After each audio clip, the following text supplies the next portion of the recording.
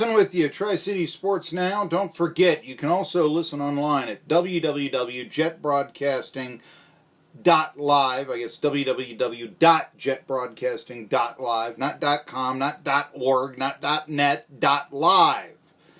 And then you'll see a link that you can listen to all of our 1420 WEMB sports radio broadcasting and Livewire 103.9.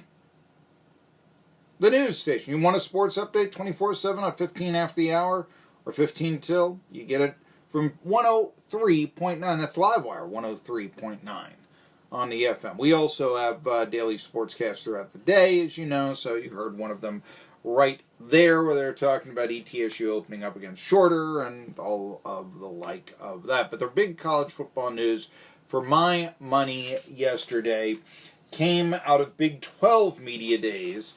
And mentioned this at the start of the program, and I wish that the SEC reporters either had the guts, the journalistic know-how, were not filtered by the SEC, whatever it was. I wish they'd ask tougher questions. Because you heard some of the cliches right there. I mean, Nick Saban talking about teamwork. Come on. I mean,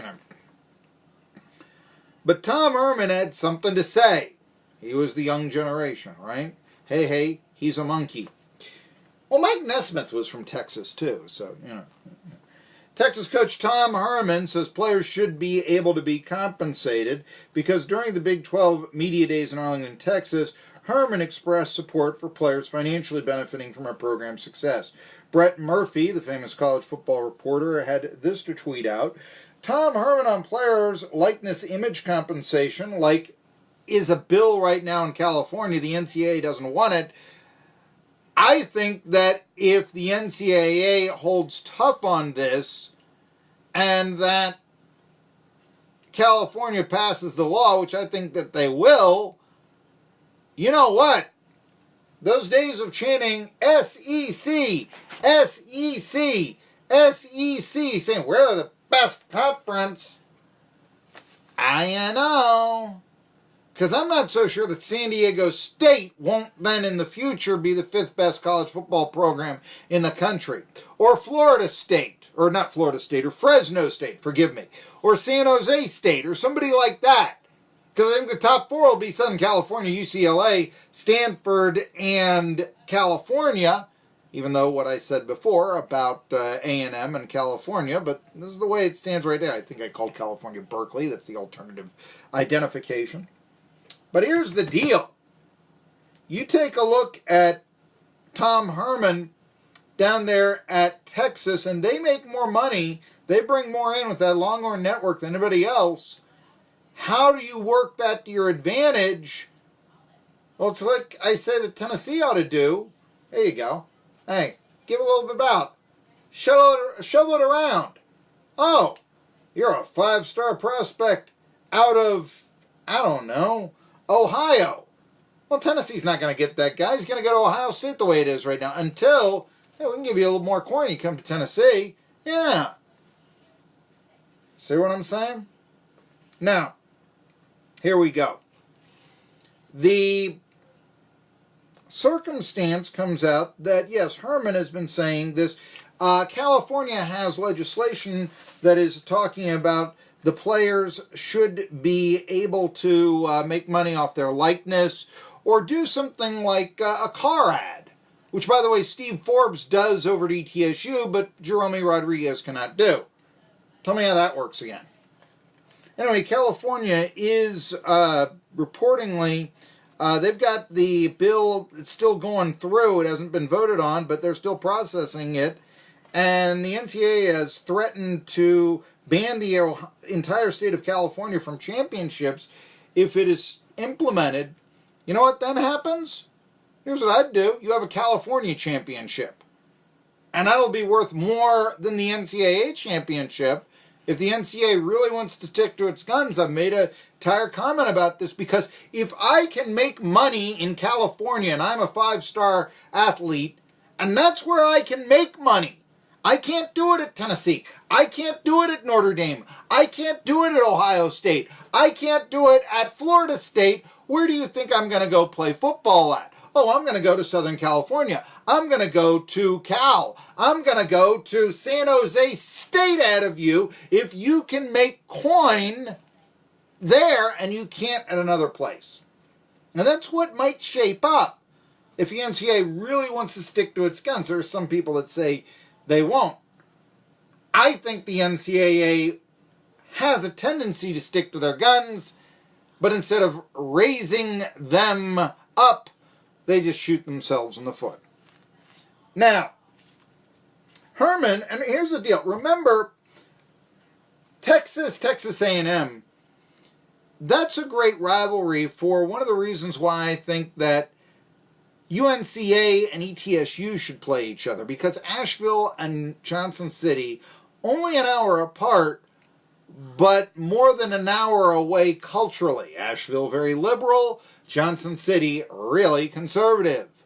And so that's one of the dichotomies, of the rivalry, if you will. And that also used to be Texas A&M. Because Austin, is very liberal.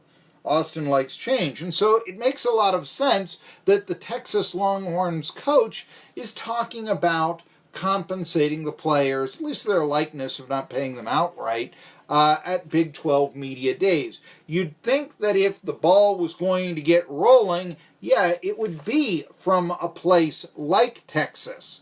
Again, liberal campus, heap big, lots of money. Longhorn Networks makes them more profitable. And you know what? Longhorns aren't winning these days. Not like they did the previous decade, at least. And so how do you go change that? What advantage would they have? Well, we got a lot of players in our backyard, but we got to split them up. We got to split them up with A&M. We got to split them up with Baylor. We got to split them up with whoever, TCU, Rice. UTEP. Perhaps not that many from those places, but you get the point. That being said, so here's Texas. Look, Houston, which isn't in the Power 5, just lured away a Power 5 coach from West Virginia in Dana Holgerson. Think about that. He saw more potential in Texas with the talent there than he did in West Virginia, where, small state and not a lot of people in there, and maybe you're trying to recruit from Western Pennsylvania or Ohio and all this, but really you're just going to get the leftovers of Ohio State, Pitt, and Penn State. So, All right. If this happens, and I think eventually it will, I think it's inevitable, and I think what will probably happen is that the major conferences will just say, there's more money if we break away from the NCAA, and we will, have our own set of rules, and, we're really sick and tired of these stories, although it really means nothing. You've heard this thing, well, they can come down on Jeremy Pruitt's tweet of congratulations to his high school basketball team for winning a title, but they can't get a ruling on a transfer. I'll tell you a little bit about that here in just a sec concerning Tennessee. That's not necessarily so.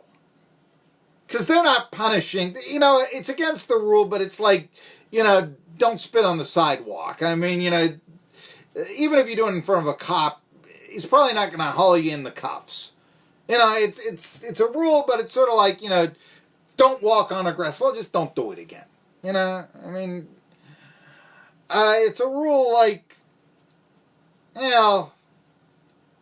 not having a man waving a lantern 10 feet in front of your horseless carriage. Theoretically, I guess you could arrest somebody on that. You're not going to. They're going to say, hey, look, you're not supposed to do this. That's it. That's the punishment. There really isn't. There's actual decisions on whether or not, Plavsic should be able to play next year at Tennessee basketball after transferring from Arizona State. But also, Tennessee wants waivers. Now, these have been said to be not as likely as, say, Plavsic getting his waiver of the 7-foot center from Serbia by way of Chattanooga, by way of Arizona State, who is now expected to do big things because they need big things from in the front court for Tennessee next year. And to tell you the truth, I'm not sure he's that good of a player to be relied on to do big things. He's certainly not a Williams or a Schofield or an Alexander.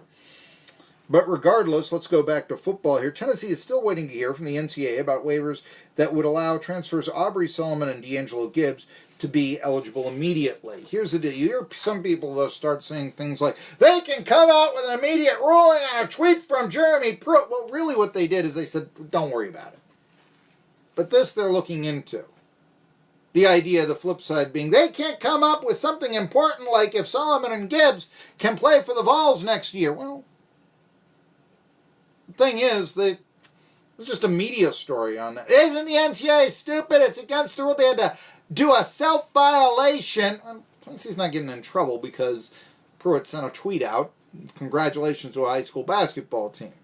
By the letter of the law, yes, he broke the rule. But it's like sending a report or going to the cops and saying, oh, I'm turning myself in. What did you do? I piloted my motor carriage without my horseless carriage. Yes, it does have a motor, but I didn't have somebody 10 feet in front of it waving a lantern. Now, they're not going to run you in on that. Okay? Mentioned, though, about media. One thing about media days, you got ACC media days, Trevor Lawrence didn't show up.